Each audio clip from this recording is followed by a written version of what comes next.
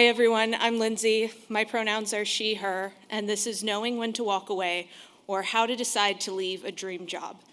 A topic that, believe me, is 100% comfortable to discuss and does not fill me with the least bit of anxiety. None at all. In fact, I actually submitted 2 talk proposals for this conference and secretly hoped this one wouldn't be selected. But the fact that it was, and the fact that there are this many people in the room, assures me that it's a topic that needs to be discussed, and it needs to be discussed as openly and honestly as possible. So I will do my best. A couple disclaimers before we dive in. This is based on my personal experience and the way I went about processing a very personal decision. Emphasis on the word personal. There's plenty of advice that I'm sure can be taken from it for others to use, but know that it's not my intention to tell anyone what to do with their lives. So try not to walk away from this talk with the takeaway, Lindsay made me quit my job. Instead, think more like, Lindsay inspired me to introspect and make a plan for what's best for me. Then we should be good. So, picture this. After an exhausting search, you found yourself in an ideal role, a dream job, exactly the kind of work you want to be doing, a supportive team, a really cool manager, great benefits, and stellar perks. You can't imagine finding a better position. But then, after some time, something changes. Maybe it's a change in management or a change in company leadership. Perhaps the scope or the type of work you're doing has changed. Policy updates, benefit changes, toxic coworkers, you name it. Whatever the reason, the dream has become more of a nightmare.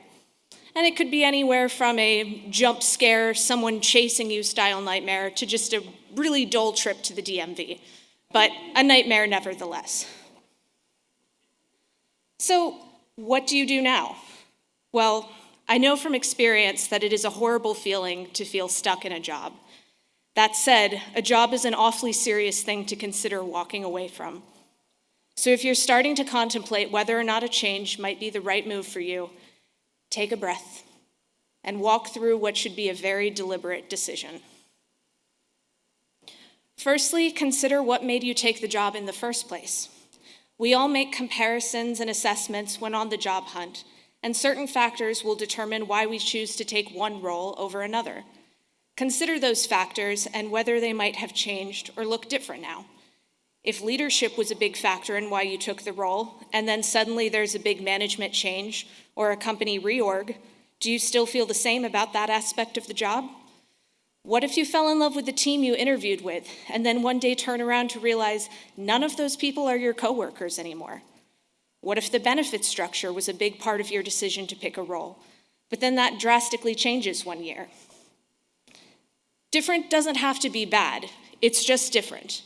Let me be clear, just because things change at a job doesn't mean it's for the worse. There are plenty of positive or even just neutral changes that can come with extended history in a role. And just because a change is a positive for one person doesn't mean it's a positive for you, and vice versa. What about times when nothing has changed with your role, but you've changed? Possibly more than this sales tag. We're all learning, thinking, growing creatures, and we reserve the right to change our minds about what constitutes a dream job. Maybe it's not realizing that a different option exists, or maybe it's a matter of priorities changing. Whatever the circumstances, personal changes are just as worthy of consideration as external ones. I think it's worth keeping an updated notion of what your dream job looks like. From the type of technical work you're doing to the comprehensive package being offered, what does the ideal role look like to you? Don't be shy. Think big. What is the Barbie dream house equivalent of a job for you?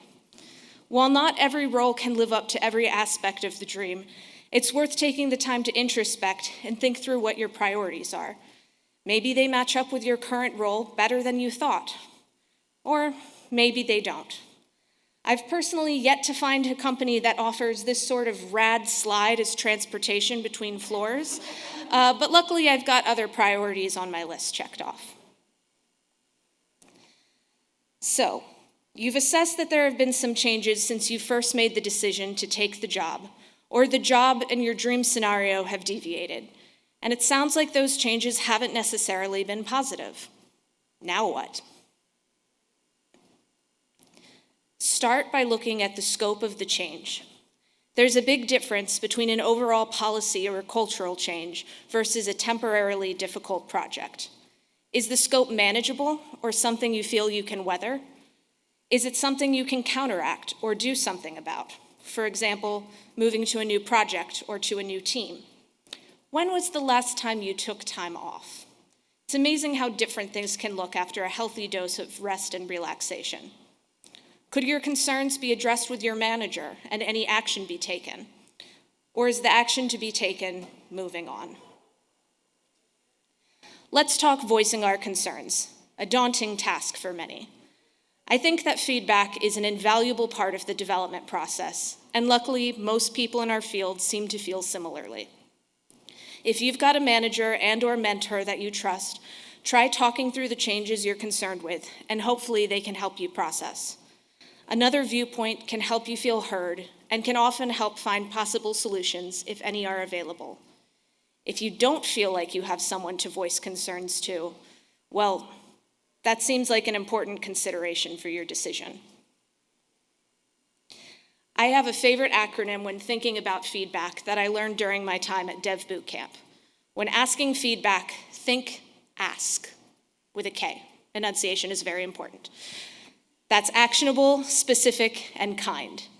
If you're voicing concerns about something going on with your company or your team, you want there to be something to be done about it. Instead of something like voicing that you don't like the new coffee shop that moved in downstairs. You also want to think specific things. I think we can get caught in a trap of vagueness to try to be polite, but the more specific you can be, the more likely you are to find a plan of action. And lastly, you want the feedback you give to be kind. Even if what's going on has you hurting, think about how to voice concerns in a way that's looking out for the best interest of the company, your team, and of course, you. This acronym also works great for any time you have to give feedback, even after a run-of-the-mill pairing session, not just when it comes to impending life-changing decisions. Also, if you weren't attending it, go back and watch Stephanie's talk, Empathetic Pair Programming with Nonviolent Communication. Lots of really excellent feedback advice there too that can be applied in this situation. For managers attending this talk, how can you be supportive of a coworker coming to you with concerns? While management positions and philosophies may differ, I think we can all agree it's important to be understanding and encouraging when someone comes to you with a problem. Be prepared that if there are changes affecting your team or your company on the whole, folks may have concerns, and it's part of your job to help hear them. This is not a time to try to argue or be defensive. It's a time to listen, validate, and help. Remember that part of the job of a good manager is preparing team members for the future, even if that future is not on your team. Back to our hypothetical employee, totally hypothetical. Now you've considered the change, how it impacts you, and any possible plan of action. If you feel good at this point, great, class dismissed. You can move forward knowing you're intentionally choosing the role you're in.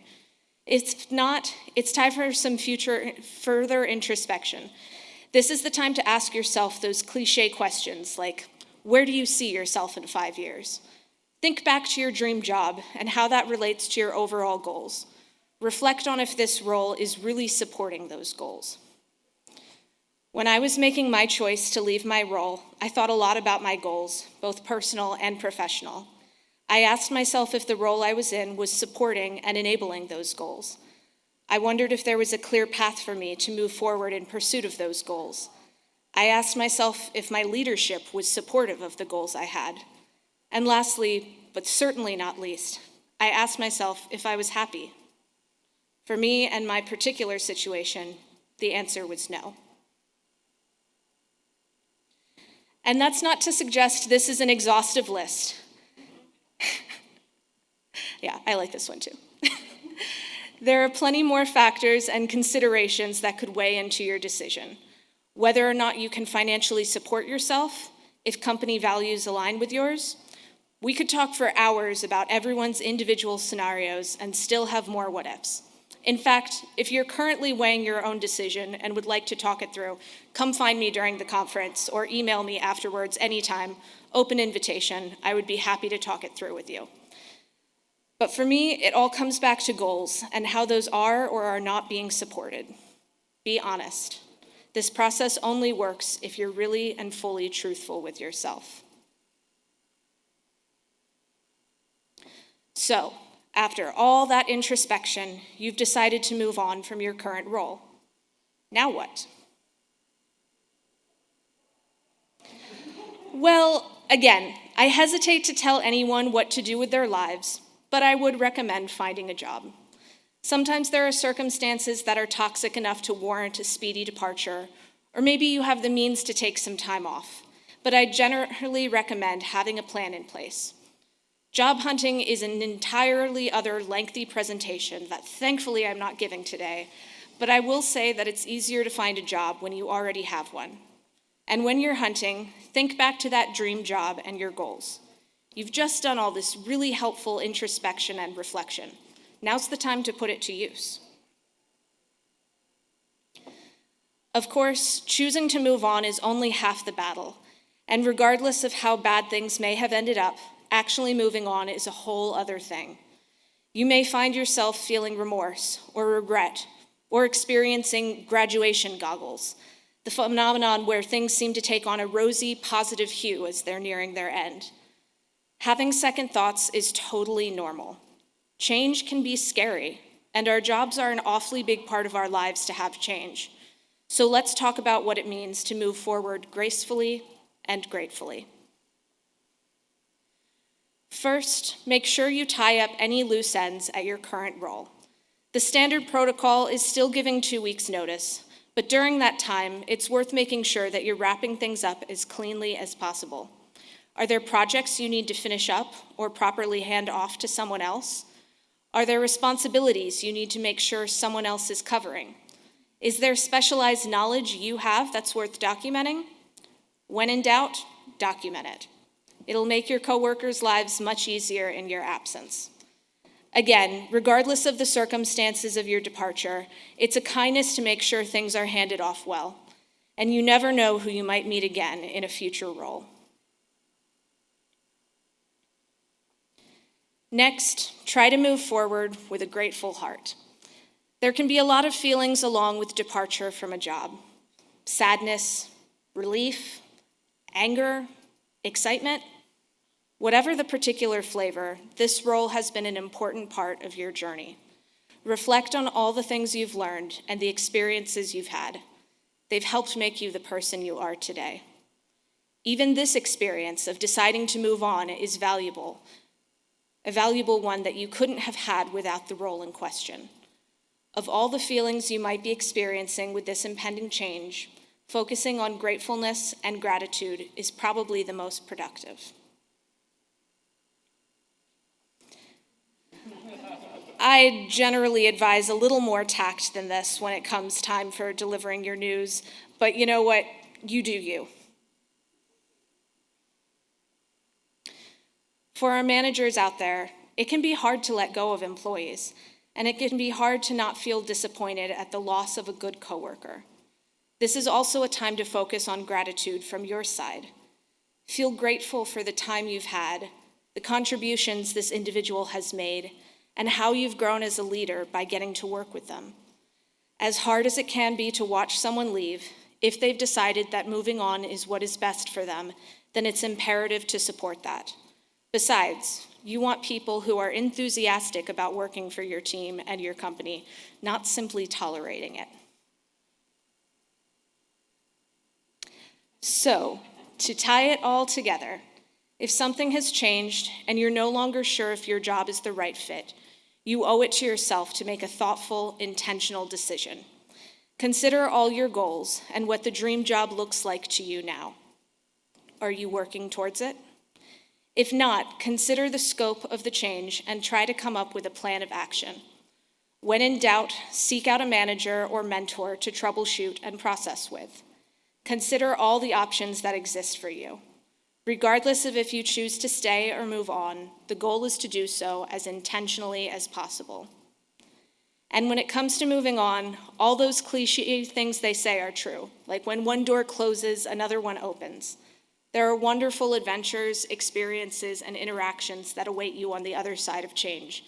You just need to be brave enough to take the leap. So that is the end of my official comments, but before I close out, a few last things from me. So I work as a software engineer for a company called Within3, and we are currently hiring Ruby on Rails developers. If more information is relevant to your interests, especially after listening to this talk, come and find me afterwards. If you'd like to continue this conversation or would like to get in touch for any reason, here's my email. I'm also occasionally on Twitter, though I'm not a verified account, so clearly you can't trust anything I say. I'd like to open up the rest of the time for questions. So whether you'd like to know more about my experience or have any completely hypotheticals you'd like to talk through, I'm all ears.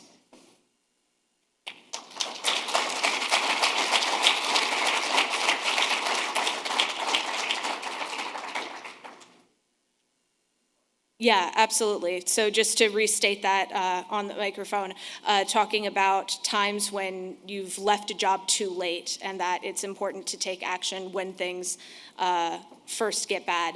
I think this introspection process of thinking through where your job is related to what it was when you first started and how you feel about your goals should be a regular part of your process, even if there aren't any big changes that have happened. Just being honest with yourself about where you are in relation to your goals. A consequence of leaving too late. I'd add to that, thinking about your own happiness is a huge component. Thinking about how your mental and emotional state is during that time that you're staying on. Also thinking about the productivity. If you're unhappy, are you really going to be doing your best work? Are you going to be contributing as much as you could be? Versus that could have been time that you're applying yourself towards other jobs and searching for what you really want to be doing. Yeah, just to rephrase that was to mention that if you're staying in a leadership role when you're unhappy, you're setting a poor example for others, and that could trickle down. Definitely something worth considering. So that question was, can you say something about the importance of building up FU money? Which, if you're not familiar with the concept, is having... as I understand it, we could be talking about different things, but money that you have on standby that if the time comes that you just say, F you, I'm quitting, you have that padding to be able to do that. So definitely think that's important for a number of cases, not just job security. It's worth having some padding. This is not a financial conference talk, but I am also a personal finance nerd, so feel free to talk to me about that. But having that padding can empower you to make these sorts of decisions. Any of us that are living paycheck to paycheck or even close to that, being able to go through this process is a luxury, and it's not one that all of us can afford. And I acknowledge that. But if you can do anything to save, add a little bit to a nest for any potential, whether that's just being able to take some time off to decide what your next move is, or if that is the true spirit of FU money, whichever is worthwhile. So the question was, do you have any thoughts or feelings on exit interviews? Yes, I do. So I think exit interviews are becoming a more common practice. I had one in my last interview at my last company that is kind of the inspiration for this talk. And I definitely gave some honest feedback. I think it's important to walk the line between again, not completely burning bridges to the ground, but also letting your concerns be noted.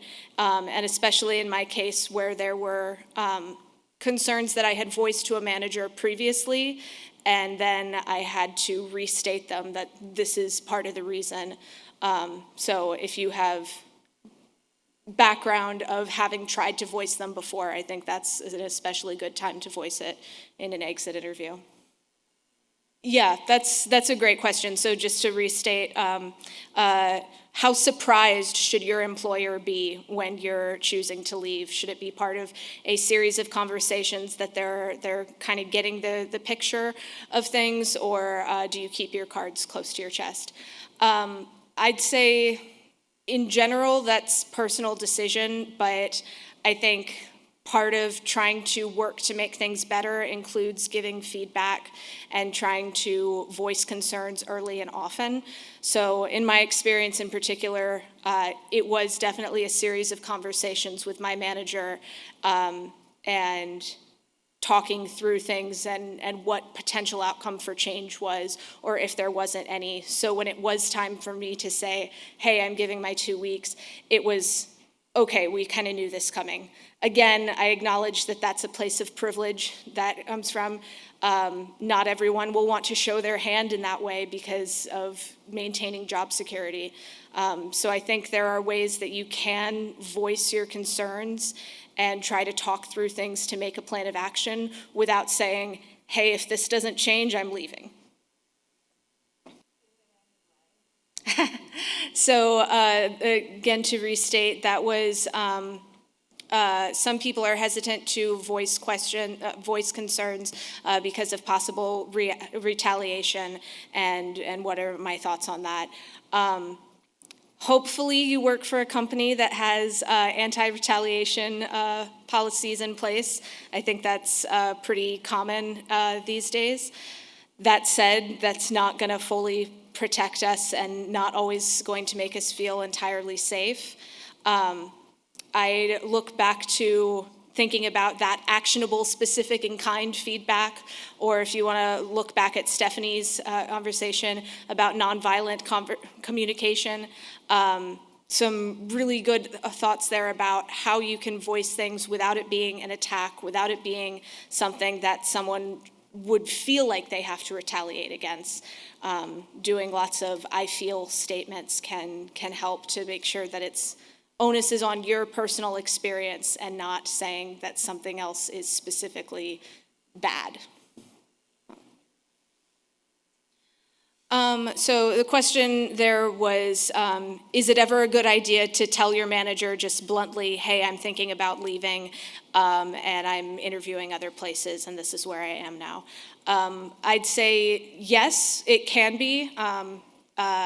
Again, I think sometimes having those earlier conversations that sort of build up to that, so hopefully it's not a huge surprise, but having, it all depends on the relationship you have with your manager and what the policies are in place.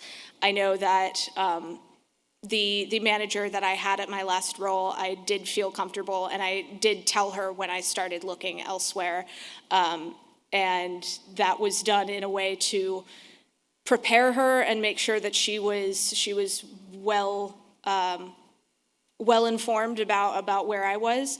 But it also, I wasn't using it as like a bartering chip of like, hey, you better change this or otherwise. So I think if you're doing it from a place of kindness where you're trying to inform and just really nail home the fact that you're having concerns that haven't been addressed, then open to it. But again, it's all about your individual relationship.